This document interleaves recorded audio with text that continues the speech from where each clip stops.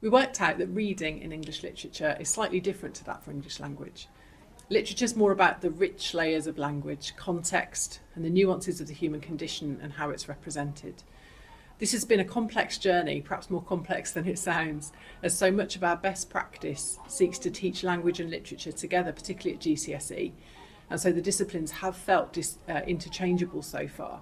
However, it's been really useful to think about how they are different so that we're clearer on what to teach explicitly and how best to teach it.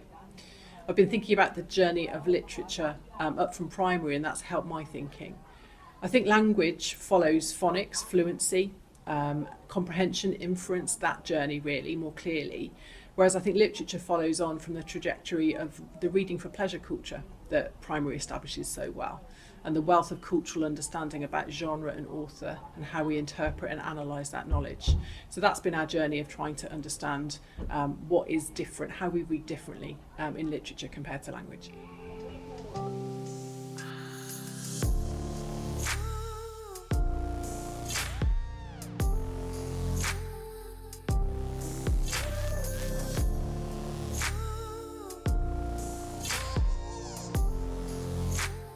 Well, one of the things that we realised that we had to make clearer to children, especially in their study of English literature, was the wider knowledge that they were required to have in order to be successful with the subject. And this was particularly in relation to their wider historical and cultural knowledge about things like the human condition.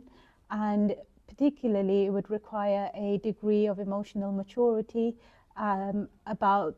just the world that they live in as well. And for us, that it was something that would have to be explicitly taught. And what that meant was that we would need to delve into things like historical context, literary movements, and also social events that took place around the world, so that they would acquire that wider knowledge in order to be able to successfully engage with the subject.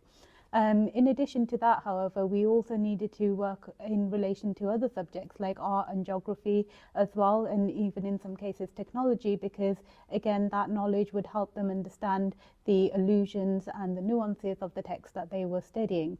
But ultimately, I think for us, the study of English literature is very much about providing students with windows and mirrors. Mirrors in the sense that it gives them the opportunity to be able to engage with in situations and experiences and topics and individuals that they are in some way able to connect with, whether it's on a conscious or a subconscious level, and in that process learn something more about themselves and even their own situational biases as well. And the subject is also a window for them, because again, it provides them with an opportunity to learn about the world that they live in and understand the kind of position and responsibility they have and the contributions that they can make in that world too. And it is an interesting process for us, but one of the things that has really helped in that is being able to track their learning journey right the way from year 7 all the way up until they leave at the end of their A-level study of English. And really it's a matter of trying to understand what foundational knowledge do they require early on, and how can we develop that knowledge and those skills so that they are more successful when they come into studying either a similar topic or even one that is significantly different later on in their educational careers as well.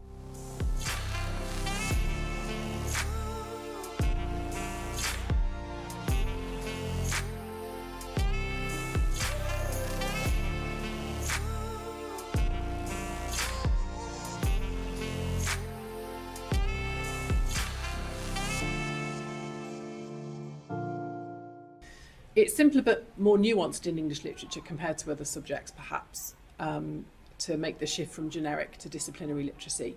I think in literature, we still teach the nuts and bolts of how language creates meaning, but we add more layers, the concentric circles of literary context, historical context, and authorial context, perhaps we could say.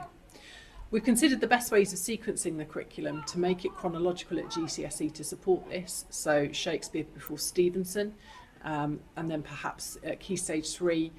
we get students to study dystopian literature before they then study a socially critical and complex play like The Crucible, for example.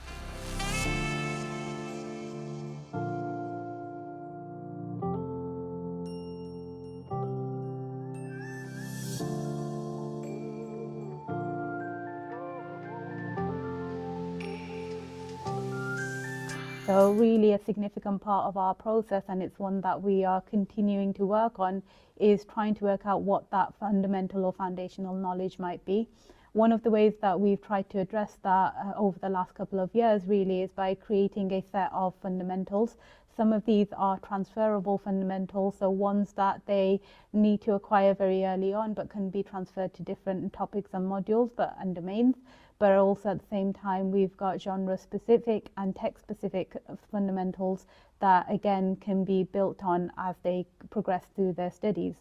And really, I suppose our journey now moving forwards is trying to work out how we can develop that process of creating fundamentals, but more for specific disciplines and domains within the subject, like with Shakespeare or poetry or prose. And it is a really exciting process. It's one that's going to be requiring us to really pull together all different aspects of our trust curriculum and really delving into where the best practice is and having that communication with everybody else so that we can create that core knowledge that everyone is in agreement with and feels fully on board with in teaching within their subjects and their lessons as well.